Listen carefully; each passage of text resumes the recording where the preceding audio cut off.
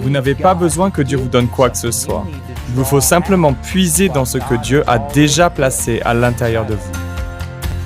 Nous en demandons toujours plus à Dieu, alors qu'en vérité, vous l'avez déjà, vous n'avez pas besoin de plus de quoi que ce soit. Ce dont vous avez besoin, c'est d'une révélation de ce que vous avez déjà.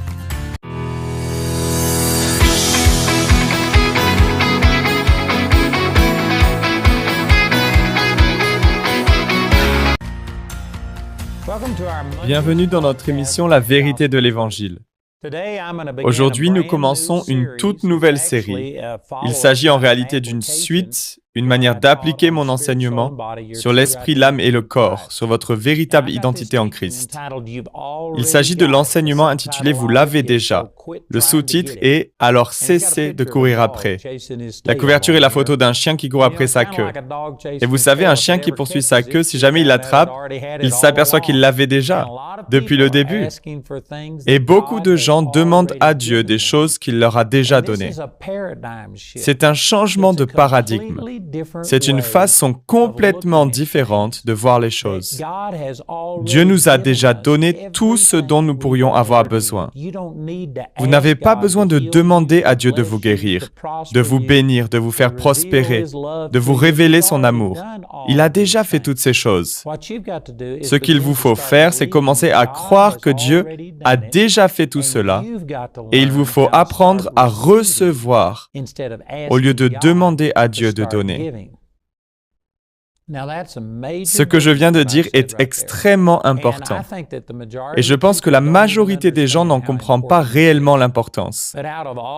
Mais parmi toutes les choses que j'enseigne, c'est l'une des plus importantes. Je dis cela à propos de beaucoup de choses parce que je crois que tout ce que j'enseigne est important.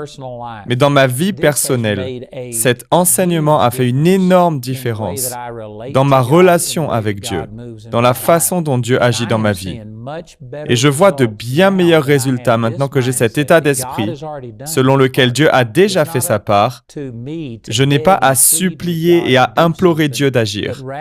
Ce que je fais, c'est que je renouvelle mes pensées et je puise dans ce que Dieu a déjà placé à l'intérieur de moi, au lieu de lui demander de me donner quoi que ce soit. Ça fait vraiment toute la différence.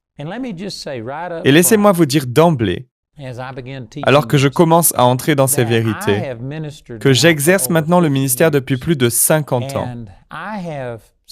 Et j'ai vu certainement des milliers de fois que j'ai beau prêcher de tout mon cœur que Dieu vous aime, qu'il vous a déjà béni, que vous avez déjà toutes les bénédictions spirituelles dans les lieux célestes en Christ. J'ai beau enseigner toutes ces choses. Et tout de suite après, des gens s'approchent pour me demander « Pourriez-vous prier pour que Dieu me donne son amour, pour que Dieu me guérisse ?» Et cela va à l'encontre de tout ce qu'ils venaient d'entendre. Donc j'ai appris ceci au fil des ans, que je peux faire valoir mon point de vue sur certaines choses. Vous avez toujours le choix de le croire ou non. Dieu ne force personne à croire quoi que ce soit. Mais vous savez que je peux amener une personne à voir que la guérison fait partie de l'expiation du Seigneur Jésus et que par ses meurtrissures, nous avons été guéris. 1 Pierre 2, 24. Je peux leur faire admettre cette vérité. Même si on leur a enseigné le contraire, ils peuvent au moins se rendre à l'évidence et dire « Eh bien oui, je le vois ». Maintenant, ils peuvent choisir de croire et d'agir selon ce que dit le médecin ou de suivre leurs émotions ou autres. Dieu ne les force pas à y croire, mais je peux les convaincre de changer de position. Je peux convaincre les gens de voir que Jésus est devenu pauvre pour que nous, par sa pauvreté, nous soyons enrichis. 2 Corinthiens chapitre 8, verset 9. Et la plupart des gens ont appris que non, Dieu nous veut pauvres. Dieu ne pourvoira à rien d'autre que le strict nécessaire, etc. Mais je peux convaincre une personne avec la parole de Dieu pour qu'elle adopte au moins une position où elle voit et comprend ce que j'avance. Mais quand on en vient à cette vérité que Dieu a déjà tout fait, que vous l'avez déjà, j'ai essayé de convaincre les gens, de leur expliquer, mais certains ne peuvent tout simplement pas le voir. Il faut que ce soit une révélation, voilà ce que je dis. C'est quelque chose que je peux prêcher de tout mon cœur, et pourtant il semblerait que ça passe au-dessus de la tête de certaines personnes. Il n'y a pas de moyen naturel de comprendre cette vérité. Parce que je parle de choses que vous ne pouvez pas voir, que vous ne pouvez pas prouver dans une éprouvette ou d'une manière physique. Ça doit venir par révélation. Et pourtant, je maintiens que c'est l'une des révélations les plus importantes que Dieu m'ait jamais données. Donc je voudrais dire d'emblée, et vous demander de vous mettre en accord avec moi. Si vous croyez que Dieu parle à travers moi et à travers cette émission, si vous cherchez à ce que Dieu vous parle, alors j'aimerais que nous nous mettions en accord pour que Dieu vous donne un esprit de sagesse et de révélation qui vous le fasse connaître, qu'il illumine les yeux de votre cœur, afin que vous puissiez recevoir ces vérités par l'Esprit. C'est quelque chose qui n'a pas de sens pour une personne qui ne fait que suivre ce qu'elle peut voir, goûter, entendre, sentir et toucher.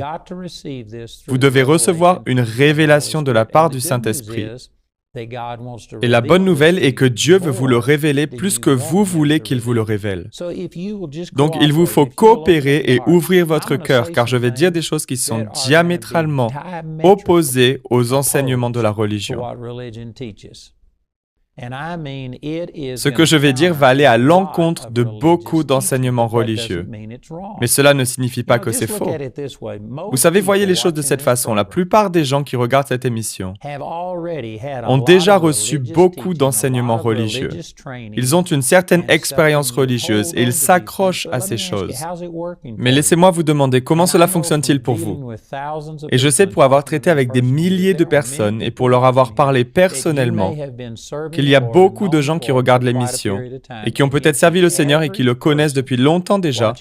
Et pourtant, la personne moyenne qui regarde ce programme lutte pour recevoir la guérison, pour recevoir la prospérité, pour recevoir la joie, la paix, la délivrance, pour recevoir une vision et ainsi de suite.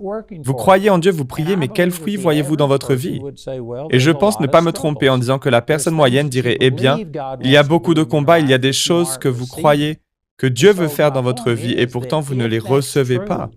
Donc ce que je veux dire, c'est que si c'est vrai, alors cessez de vous accrocher à ces doctrines humaines si elles ne marchent pas pour vous. Soyez ouverts à quelque chose de nouveau. Je veux dire certaines choses qui, je vous l'assure, remettront en question beaucoup des concepts religieux que vous avez eus. Mais encore une fois, Jésus a dit dans Marc chapitre 7, verset 13, que nos traditions et doctrines qui viennent des hommes annulent la parole de Dieu. Donc, si nous n'expérimentons pas l'abondance, la joie et la paix que Dieu a pour nous, ce n'est pas la faute de Dieu, c'est notre faute. Et l'une des choses qui nous entrave, c'est notre mauvaise manière de penser. Ce que je vais enseigner dans cette série intitulée « Vous l'avez déjà » va faire une différence radicale dans votre relation avec le Seigneur et dans la façon dont vous recevez de Dieu. Et d'après ma propre expérience et celle de nombreuses personnes avec qui j'ai partagé ces vérités, je peux vous dire que cela change la donne. Cela me fait d'ailleurs penser à Caroline et Mike Hush. J'aimerais vous encourager à vous rendre sur notre site Internet pour y regarder leurs témoignages dans la rubrique Healing Journeys, avec d'autres témoignages de guérison. Mike avait cette énorme tumeur qui était sur sa poitrine et il me semble qu'il l'a gardée des années. Je pense même que cela a duré à peu près 8 ans. Il a des photos de cette chose avec des tentacules qui lui traversaient la poitrine. C'était un cancer et ça a bouleversé sa vie. Mais il s'est emparé de ce livre, celui intitulé « Vous l'avez déjà » et ça a transformé son histoire. C'est pourquoi, en guise d'introduction, j'aimerais vous faire voir ce court témoignage, cette vidéo de Mike Hush. Regardez-la et je reviens à la fin de l'émission.